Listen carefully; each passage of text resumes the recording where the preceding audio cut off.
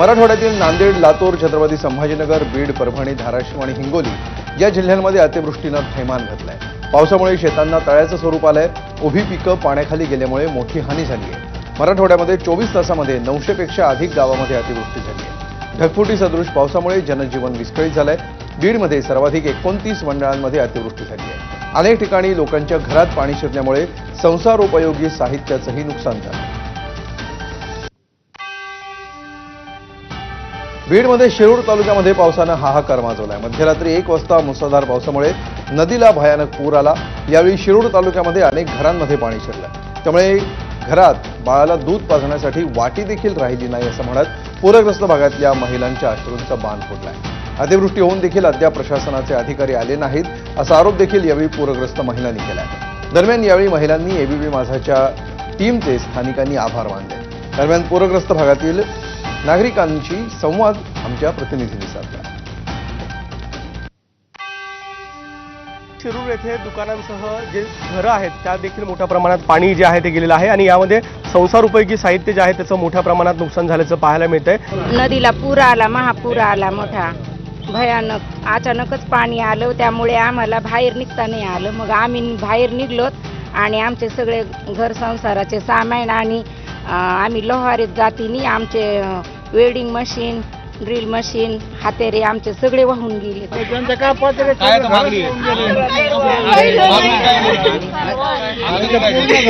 आम्ही राहिले बघा, त्यानं पाणी आलं, समजा वाहून गेलेले साहेबांचं समजा एक ना एक माणूस राहिले, फक्त आम्हाला जीव वाचायची पडली।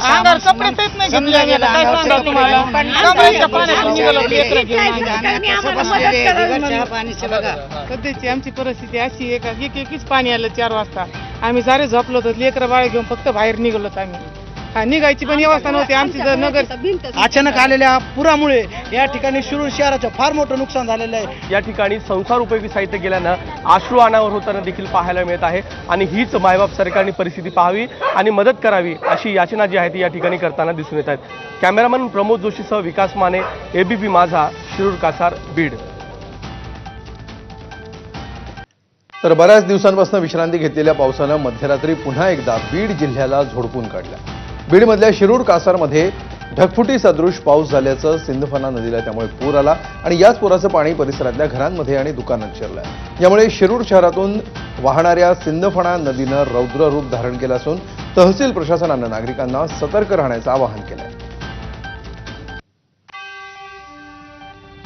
बीडच्या शिरूरमधल्या सिंदफणा नदीनं रौद्र रूप धारण केलंय। मध्यरात्री झालेल्या पावसानं नदीकाठच्या परिसरामध्ये दाणादाण उडाली आहे। अनेक घरांसह दुकानामध्ये पाणी शिरलंय आणि मोठं नुकसान झालंय। दरम्यान सिंदफणा नदीपात्रातून आढावा घेतला आमच्या प्रतिनिधींनी। बीडच्या शिरूर कासार तालुक्यामध्ये पावसाने धुमाकूळ घातलेला आहे। मध्यरात्रीच्या सुमारास ढगफुटी सदृश पाऊस झाला आणि याच पावसानं नेमकी काय परिस्थिती आहे हे दाखवण्याचा मी प्रयत्न करत आहे। सिंदफणा नदीपात्र आहे जे आता सध्या खळखळून वाहताना पाहायला मिळतंय। या सिंदफणा नदीने सध्या रौद्ररूप धारण केलेलं आहे आणि या ठिकाणी नदीकाठची जी काही गावं असतील, त्याबरोबर दुकानं असतील, बाजारपेठा असतील, त्यातील सर्व दुकानं जी आहेत ती सध्या पूर्णतः पाण्यात गेलेलं आहे। शेतीचं देखील मोठ्या प्रमाणात नुकसान झालेलं आहे। फ्रीज, कूलर, टेबल, बाकडं, किराणा, डाळी, तेल डबे टोटल पूर्ण वाहून गेले। कडाया भगुने जे संसार उपयोगी लागणारे धंद्यासाठी ते टोटल म्हणजे पुरे नुकसान गेले। हाताला काही पण लागलं नाही। आम्हाला शासनाला एवढीच विनंती आहे की माझं घर पण ह्या इथं आहे, माझा सगळा संसार आहे आता सध्या पाण्यात आहे। मी कपड्यानिशी फक्त बाहेर निघलेला आहे। फक्त शासनाला एवढीच विनंती की आमच्या गरिबांचे घरं उभा राहावेत आणि आम्हाला काहीतरी मदत मिळावी। शिरूर कासार तालुक्यामधली ही संपूर्ण परिस्थिती आहे। जो रात्रीचा मध्यरात्री पाऊस झाला होता तो ढगफुटी सदृश पाऊस झाला होता आणि त्यानंतर सध्या ही विदारक अशी दृश्य जी आहे ती पाहायला मिळते। अनेकांची संसार उद्ध्वस्त झालेली, त्याबरोबर जी काही दुकानं होती ती देखील पूर्णतः या पाण्यामध्ये वाहून गेल्याचं चित्र जे आहे ते पाहायला मिळते। प्रशासनाने तात्काळ पंचनामे करून मदत द्यावी अशी मागणी या ठिकाणी केली जाते। कॅमेरामन प्रमोद जोशीसह विकास माने, एबीपी माझा, बीड, शिरूर। तर बीडच्या शिरूर तालुक्यामध्ये मध्यरात्री झालेल्या पावसानं पूरस्थिती निर्माण झाली आहे, त्यामुळे शेतीचं मोठं नुकसान झालंय। शिरूर तालुक्यातील सवसवाडी, वाटळी, जाट नांदूर आणि उखळवाडी परिसरामध्ये खरीपाची पिकं अक्षरशः भुईसपाट झाली आहेत। केवळ शेतमालच नाही तर जनावरं देखील पाण्यामध्ये वाहून गेली आहेत। सर्व स्वप्न पावसानं धुळीला मिळवली आहेत। ही विदारकता सांगताना शेतकऱ्यांना अश्रू अनावर होत आहेत। यापूर्वी अशी ढगफुटी पाहिली नव्हती. शेतीसह घरातील साहित्य काढून ठेवलेली पिकं आणि मोटर पंप देखील वाहून गेले, अशी आपबीती 78 वर्षांच्या आजोबांनी सांगितली. बीड जिल्ह्यामध्ये झालेल्या पावसाने शेतकऱ्यांच्या स्वप्नांचा चुराडा झालेला आहे. मी सध्या एका शेतात उभा आहे आणि आपण पाहू शकतो की अशा पद्धतीनं खरीपातील जी काही पिकं आहेत ती अक्षरशः या पावसानं मातीमोल झालेली आहेत आणि याच परिस्थितीमुळे आता शेतकऱ्यांच्या डोळ्यामध्ये पाणी आणलेलं आहे.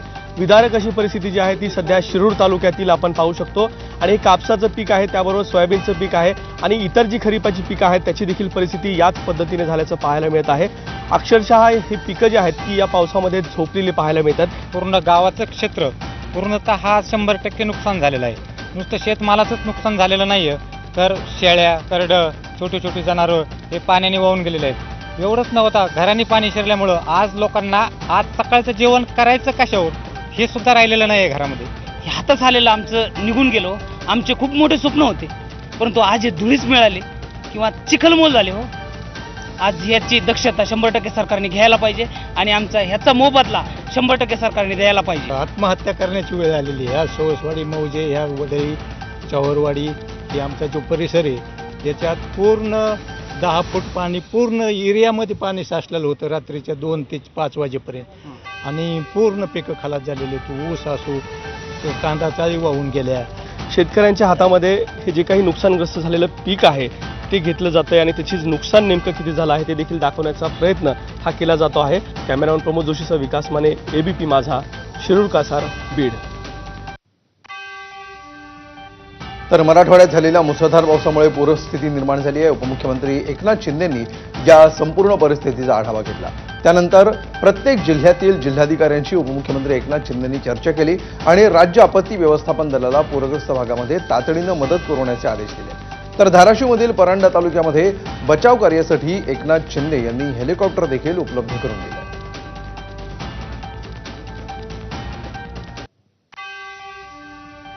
काही लोकांना हेलिकॉप्टरने लिफ्ट केलेला आहे आणि सोलापूरमध्ये देखील कलेक्टरशी बोलताना त्या ठिकाणी देखील काही लोकांना हेलिकॉप्टरने लिफ्ट केले आणि आता आणखी ढगपिंपरीमध्ये ढगफुटी झाली आहे आणि म्हणून ढगफुटीमुळे प्रचंड मोठ्या प्रमाणावर पाणी साचलंय आणि पाऊसही पडतोय. त्यामुळे तिथल्या लोकांना हेलिकॉप्टरने लिफ्ट करण्याच्या सूचना मी दिलेल्या आहेत. तर काल रात्रभर सांगोला परिसरात झालेल्या मुसळधार पावसामुळे कासारगंगा ओढ्याला मोठ्या प्रमाणावर पाणी आल्यामुळे याच्यावरचा पूल वाहून गेलाय. सध्या सांगोला ते अकलूज या रस्त्याचं काम सुरू आहे आणि महूदमध्ये आसाळगंगा ओढ्यावर पुलाचं बांधकाम करण्यात येत आहे. हे काम सुरू असल्यामुळे ओढ्याच्या बाजूनं एक तात्पुरता पूल उभारून त्याच्यावरून गेली कित्येक महिने वाहतूक सुरू होती. मात्र ओढ्याला आलेल्या तुफानी पाण्यामुळे महूदमधील पूल वाहून गेला.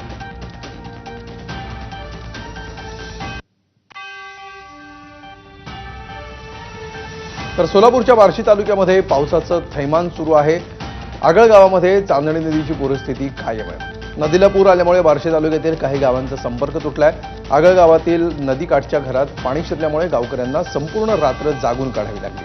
मात्र पहाटेपासून घरात शिरलेलं पाणी ओसरायला सुरुवात झाली आहे. तसंच पावसामुळे उडीद, कांदा, सोयाबीन या पिकांचं नुकसान झालंय. गेल्या 4 दिवसांपासून जिल्ह्याला पावसाचा येलो अलर्ट देण्यात आला आहे.